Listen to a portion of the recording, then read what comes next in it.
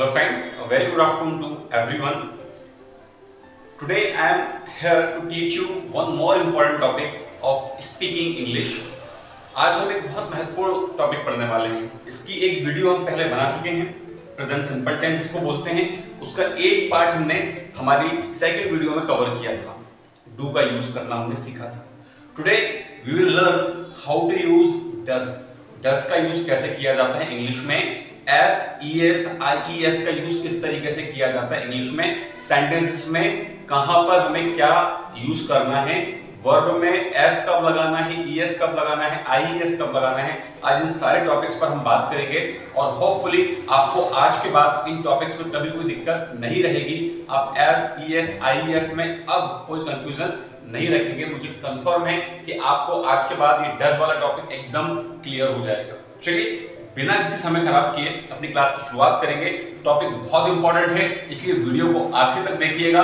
आज हमारा present simple tense पूरी तरीके से खत्म हो जाएगा। पिछला टॉपिक हमने इसका जो पिछला पार्ट है वो हमने एक वीडियो में पढ़ा है। अगर वो वीडियो आपने नहीं देखी है तो डिस्क्रिप्शन में लिंक आपको मिलेगी, आप उस लिंक पर जाइए, आप उससे सीखिए और फिर इसके बाद डज सीखिए। डेफिनेटली आपको बहुत मदद मिलेगी और प्रेजेंट सिंपल टेंस अगर आप सीख जाते हैं तो आप बहुत हद तक इंग्लिश बोल पाएंगे। चलिए क्लास की शुरुआत करते हैं। हमने प्रेजेंट सिंपल टेंस पढ़ा। प्रेजेंट सिंपल टेंस में हमने पढ़ा था डू। डू क्या है? डू हेल्पिंग वर्ब है प्रेजेंट सिंपल टेंस की। हमने इसमें 4 सब्जेक्ट्स भी पढ़े थे, आई यू वी दे, 4 सब्जेक्ट्स थे। अब हम बात करेंगे नेक्स्ट 4 सब्जेक्ट्स की, क्योंकि मैंने आपको फर्स्ट डे बताया था कि इंग्लिश में जनरली जो सब्जेक्ट्स हैं वो 8 हैं, उनकी संख्या 8 है। तो हम 4 पढ़ चुके हैं डू के साथ, 4 अब पढ़ेंगे हम डज के साथ। एक सब्जेक्ट है ही का मतलब होता है वह, यानी कोई लड़का। शी का मतलब होता है वह लेकिन कोई लड़की। इट का मतलब होता है यह, पर इसका यूज ज्यादातर निर्जीव वस्तुओं के लिए किया जाता है। नेम किसी का भी हो सकता है, लड़के का भी लड़की का भी, डिपेंड करेगा कि आपको किस तरीके से सेंटेंस में उसको यूज करना है। अब समझे कि डज है क्या एक्चुअली। डज है, डू में हमने ईएस को जोड़ दिया है। डू में क्या किया है? ईएस को जोड़ दिया है तो वो डज बन गया है। इतना सा डिफरेंस है, बाकी दो में अंतर ही नहीं है, केवल डू में हमने ईएस जोड़ा। क्योंकि ये जो सब्जेक्ट्स मैंने आपको बताया, ही शी इट नेम, ये सब सिंगुलर्स कहलाते हैं और सिंगुलर्स के साथ आपको वर्ब में एस ईएस लगाना होता है। बस यही दिखाने के लिए कि ये जो सेंटेंस है सिंगुलर्स वाले हैं, ये डज वाले हैं, हमने क्या किया? डू में ईएस को जोड़ दिया। ये क्या बन गया? डज बन गया। डज जब बना तो डेफिनेटली हमने एक परिवर्तन किया डू में ईएस जोड़कर, तो ये परिवर्तन कहीं ना कहीं तो दिखेगा ही दिखेगा। तो हम जानते हैं कि इंग्लिश में जो भी चेंजेस अभी होंगे वो केवल और केवल वर्ब में होंगे। सब्जेक्ट नहीं बदलता है, ऑब्जेक्ट नहीं बदलता है, केवल चेंजेस कहां पर होंगे? वर्ब में होंगे। इसका मतलब यह है कि ये जो ईएस है ये उठकर कहां लगेगा? वर्ब में ही लगेगा। अभी जब सेंटेंस बनाएंगे तो आपको ज्यादा समझ में आएगा। आप इतना समझ जाइए कि सेंटेंस बनाने का रूल नहीं बदला है। सेंटेंस बनाने का रूल अभी भी वही है जो हमने पहली क्लास में सीखा था। क्या रूल सीखा था? SVO, subject verb object. Rule अभी भी वही है, subject verb object, SVO। Sentence वैसे ही बनाएंगे जैसे हम बनाते थे, आई प्ले क्रिकेट, मैं क्रिकेट खेलता हूं। आई डू नॉट प्ले क्रिकेट, मैं क्रिकेट नहीं खेलता हूं। वी गो टू मार्केट, हम बाजार जाते हैं। You do not go to market, हम बाजार नहीं जाते हैं। दे सिंग सॉन्ग, वे गाना गाते हैं। They do not sing song, वे गाना नहीं गाते हैं। नाउ हमको अभी सीखना है कि किस तरीके से ही को यूज किया जाएगा, शी को यूज किया जाएगा, इट को यूज किया जाएगा और नेम को यूज किया जाएगा। किस तरीके से एस ई एस और आई एस लगाया जाएगा। चलिए तो पहले समझ लेते हैं कि कहां पे आपको एस लगाना है, कहां पे ईएस लगाना है, कहां पे आईएस लगाना है, फिर हम सेंटेंस बनाने की शुरुआत करेंगे। सेंटेंस बनाने से पहले एक बात आप समझ लीजिए कि हमने डज लगाया है। जब हम क्वेश्चन बनाते हैं तो हेल्पिंग वर्ब के रूप में डज लगेगा। डज कब लग रहा है? जब क्वेश्चन बना रहे हैं। लेकिन जब इसका पॉजिटिव आंसर करेंगे यानी अफर्मेटिव सेंटेंसेस बनाएंगे तो डज हटाते हैं। जैसे मैंने अभी बताया ना कि आई प्ले क्रिकेट, इसमें डू नहीं आता। वैसे जब हम ही के साथ पॉजिटिव सेंटेंस बनाएंगे, अफर्मेटिव सेंटेंस बनाएंगे तो उसमें डज नहीं आएगा। तो हमें ये पता कैसे चलेगा कि सेंटेंस ये डज वाला है या प्रेजेंट वाला है?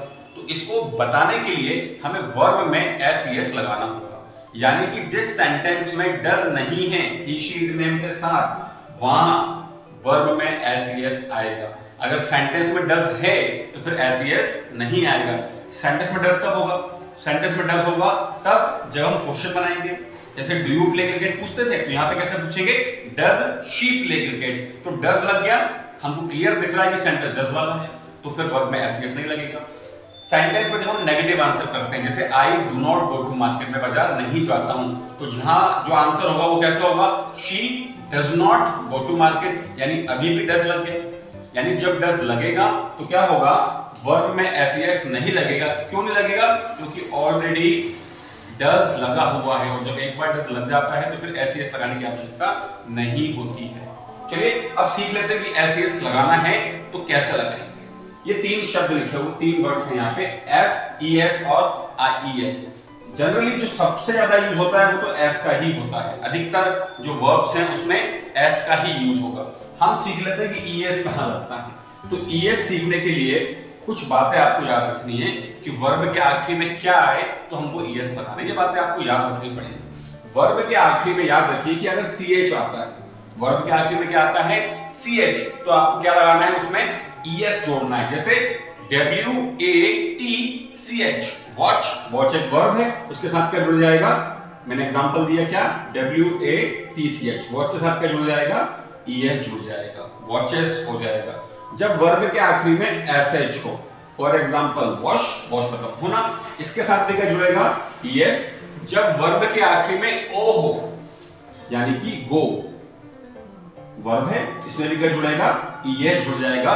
जब वर्ब के आखिरी में X हो तो भी आपको क्या लगाना है, ES लगाना है। एक वर्ब है COAX, कॉक्स, कॉक्स मतलब होता है मनाना, तब भी। और जब वर्ब के आखिरी में S हो या डबल S हो तब भी आपको क्या करना है, वर्ब के आखिरी में ES लगाना है, यानी कि मिस, ये हो जाएगा मिसेस। यानी ये 5 कंडीशन आपको समझ लेनी है। इन पांचों में आपको क्या करना है, ES लगाना है। कहां कहां पे, जब भी आपको कोई ऐसी वर्ब मिले जिसके आखिरी में CH हो तो वहां आपको बिना सोचे समझे ES लगा देना है। जब वर्ब के आखिरी में SH हो तो आपको ES लगाना है। जब वर्ब के आखिरी में O हो तो आपको ES लगाना है। जब वर्ब के आखिरी में X हो तो आपको ES लगाना है। और जब वर्ब के आखिरी में S हो या डबल S हो तब भी आपको ES लगाना है। ये 5 सिचुएशंस है जहां हमको ES लगाना है। बाकी लगभग हर जगह पर S आता है। अब एक टॉपिक और बच गया है, कौन सा, IES वाला। IES कब लगता है, देखिए IES लगाने का केवल एक तरीका है कि जब वर्ब के आखिरी में क्या आए, Y, वर्ब के आखिरी में जब Y आए तब IES लगता है। लेकिन सवाल उठता है कि क्या हर जगह ऐसा होगा, क्या जब भी वर्ब के आखिर में Y आएगा तो क्या हमको IES लगाना है, नहीं, ऐसा नहीं होता। आपके पास समझ लेनी है कि जब वर्ब लिखी हो इस तरीके से, PLAY, प्ले, प्ले वर्ब लिखी हुई है तो प्ले में आखिरी में तो Y आ रहा है, लेकिन Y के पहले अगर आप देखें, Y के जस्ट पहले जो लेटर है वो A है। ये क्या है, एक वोवेल है। इसका मतलब क्या कि जब वर्ब में आखिर में Y हो पर Y के पहले वाला लेटर, एकदम पहले वाला लेटर अगर वोवेल है तो वर्ब में केवल S जुड़ता है। समझ में आ रही है बात, क्या कि अगर वर्ब का आखिरी लेटर Y हो लेकिन उसके पहले वाला जो लेटर है वो A हो, E हो, I हो, U हो, मतलब वोवेल हो, तो क्या हो जाएगा, S ही जुड़ेगा। लेकिन अगर कोई ऐसी वर्ब लिखी हुई है जिसका Y के पहले वाला लेटर वोवेल नहीं है, फॉर एग्जांपल फ्लाई, FLY, अब वर्ब के आखिरी में आ तो Y रहा है लेकिन Y के जस्ट पहले कोई वोवेल नहीं है, कॉन्सोनेंट यहां पर है L, तो ये क्या हो जाएगा, इस वाली कंडीशन में आपको समझना है कि IES कैसे लगता है। देखिए Y हटकर FL, Y हटकर लग जाता है I और उसके साथ क्या जुड़ जाता है, ES, यानी कि Y हटाकर आपको IES लगाना। इतना आप समझ लीजिए कि जब भी वर्ब के आखिरी में Y हो और उसके पहले वाला जो लेटर है, जस्ट पहले वाला, अगर वो कॉन्सोनेंट है तो फिर आपको Y हटाकर IES को जोड़ देना है। इतनी सी बात आपको याद रखनी है और बाकी जितनी भी कंडीशंस बची है आपको हर जगह पर S ही लगाना है। चलिए, तो मुझे उम्मीद है कि आपको समझ में आया होगा। नहीं समझ में आ रहा है कमेंट सेक्शन में जाइए, क्वेश्चंस पूछिए, डाउट्स क्लियर कीजिए। डेफिनेटली सारे डाउट्स क्लियर किए जाएंगे। अगर जरूरत पड़ी तो एक वीडियो और बनाकर आपको और बेहतर तरीके से समझाने की कोशिश की जाएगी। अब बात करते हैं सेंटेंस बनाने की कि सेंटेंस कैसे बनेगा। देखिए सेंटेंस बनाने का तरीका अभी भी वही है, सब्जेक्ट वर्ब ऑब्जेक्ट, एस लगाना है, वी लगाना है, ओ लगाना है, सब्जेक्ट लगाना है, वर्ब लगाना है और ऑब्जेक्ट लगाना है। सब्जेक्ट क्या है, ही है, हमने लगा दिया ही, सब्जेक्ट ही। फिर वर्ब क्या है, वॉच, हमने लगा दिया वॉच, ऑब्जेक्ट टीवी हमने क्या कर दिया, टीवी को लगा दिया ऑब्जेक्ट के रूप में। ही वॉच टीवी सेंटेंस बना। लेकिन हमने क्या पढ़ा कि सेंटेंस में अगर डज नहीं होगा तो हमें एस ई एस लगाना है। यहां पर सेंटेंस में डज तो है ही नहीं, केवल तीन ही चीजें हैं, एक सब्जेक्ट है, एक वर्ब है, ऑब्जेक्ट है, कहीं भी हेल्पिंग वर्ब तो है ही नहीं, डज है ही नहीं। यानी कि हमको ये दिखाना तो पड़ेगा कि ये जो सेंटेंस है ही वाला ये डज वाला है, ये प्रेजेंट वाला है। इसको दिखाने के लिए हमें क्या करना है, एस या ई एस लगाना है। तो मैंने आपको अभी कंडीशन बता दी कि हम एस लगाएंगे, ई एस लगाएं। देखिए वर्ब क्या लिखिए, वर्ब लिखिए वॉच, वॉच आखिरी में क्या आ रहा है, सी एच आ रहा है, WATCH। और जब भी सी एच आएगा वर्ब के आखिरी में हमें क्या जोड़ देना है, ई एस। क्या बना सेंटेंस, ही वॉचेस टीवी, वह टीवी देखता है। Are you getting? इसको बोलने की प्रैक्टिस भी करेंगे, ये आपकी टंग पे आना चाहिए, एस एस निकलना चाहिए। She plays cricket, she eats mango, he goes to market. S का साउंड आना चाहिए, जब भी आप बोले तो एस का साउंड निकलना चाहिए। और ये लिखने के लिए भी, क्योंकि हम ग्रामेटिकल पढ़ रहे हैं, ग्रामर के भी यही रूल है। देखिए एक सेंटेंस, शी सब्जेक्ट है, वर्ब है ईट एप्पल, शी ईट एप्पल। क्या सेंटेंस सही है? गलत है सेंटेंस, क्योंकि हम जानते हैं कि सेंटेंस में डज नहीं है शी के साथ, तो हमको वर्ब में एस के एस लगाना है। वर्ब क्या है, वर्ब है ईट, EAT, आखिर में टी आ रहा है, ना तो वाई आ रहा है और ना ही इन पांच कंडीशंस में से CH, SH, O, X, S इसमें से कोई कंडीशन आ रही है। इसका मतलब क्या जुड़ेगा, एस जुड़ेगा। तो क्या सेंटेंस बना, शी ईट्स एप्पल, वह सेब खाती है। नेक्स्ट सेंटेंस देखिए, राज सब्जेक्ट है, गो क्या है, वर्ब है। हमने क्या पढ़ा है कि जब वर्ब के आखिर में ओ आए तो हमें क्या जोड़ना होता है, ES जोड़ना होता है। तो हमने जोड़ दिया ES, Raj goes to market, Raj बाजार जाता है। तो ये तरीका है सेंटेंसेस बनाने का, प्रेजेंट सिंपल के डज वाले सेंटेंस को कैसे बनाना है। तो ये पैटर्न है, सब्जेक्ट लगाना है, वर्ब लगाना है, ऑब्जेक्ट लगाना है। केवल याद रखिए कि जब भी अफर्मेटिव सेंटेंसेस बनेंगे, यानी कि जब भी आप सेंटेंस में डज का यूज नहीं कर रहे हैं, तो आपको डज की जगह पर SES लगाना है। लेकिन चेंजेस हमेशा वर्ब में होते हैं, इसलिए SES, IES जो भी आप जोड़ेंगे वो हमेशा वर्ब में जोड़ेंगे, सब्जेक्ट में और ऑब्जेक्ट में नहीं जोड़ेंगे। Are you getting? चलिए क्वेश्चन बनाना सीख लेते हैं कि अगर हमें क्वेश्चन बनाना कि क्या वह टीवी देखता है, क्या वह सेब खाती है, क्या राज बाजार जाता है। तो मैंने आपको बताया था पिछली क्लास में कि भाई जब भी क्वेश्चंस बनाने होते हैं तो केवल क्या करना है, हमें सब्जेक्ट के पहले डू जोड़ देना है तो क्वेश्चन बन जाता है। लेकिन ये सेंटेंस डू वाला तो है नहीं, ही शी इट नेम की हेल्पिंग वर्ब क्या है, डज है। इसीलिए हमें क्या करना है, जो सेंटेंस बन रहा है क्वेश्चन वाला यानी कि इंट्रोगेटिव जो बनेगा उसमें हमें डू नहीं डज जोड़ना है। इसका मतलब क्वेश्चन में सब्जेक्ट से पहले क्या आ जाएगा, डज आ जाएगा। देखिए कैसे लिखा हुआ है, ही वॉचेस टीवी, वह टीवी देखता है। हमें क्वेश्चन बनाना है, क्या बनेगा, डज ही वॉचेस, वॉचेस होगा क्या, नहीं होगा। क्यों नहीं होगा, क्योंकि भाई डज तो ऑलरेडी लग गया है, हमको दिख रहा है कि सेंटेंस डज वाला है, तो दोबारा से ES की आवश्यकता नहीं है। यानी कि जब सेंटेंस में डज होगा तो वर्ब में कोई चेंज नहीं होगा, ये इंपॉर्टेंट बात है। डज ही वॉच टीवी, क्या वह टीवी देखता है।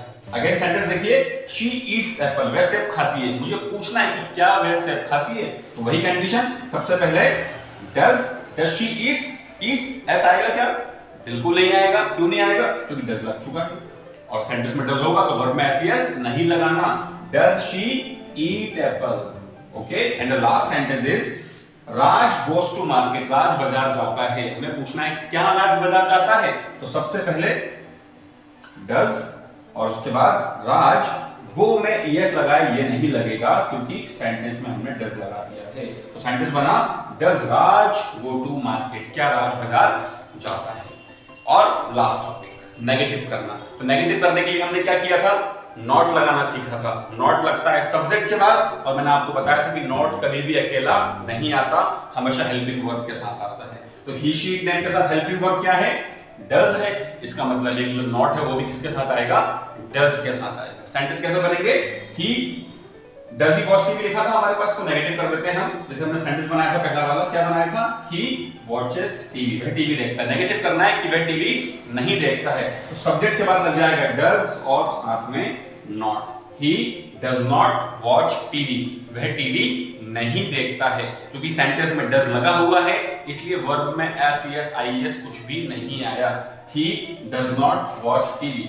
शी ईट्स एप्पल, इसका नेगेटिव करेंगे तो क्या होगा? She does not eat apple. Eats नहीं, she does not eat apple. Next देखिए, Raj goes to market, Raj बाजार जाता है, हमें इसको नेगेटिव करना तो क्या होगा? Raj does not go to market. Raj does not go to, not goes to. Raj does not go to market. ES क्यों नहीं लग रहा? क्योंकि डज नॉट में डज लग चुका है ऑलरेडी।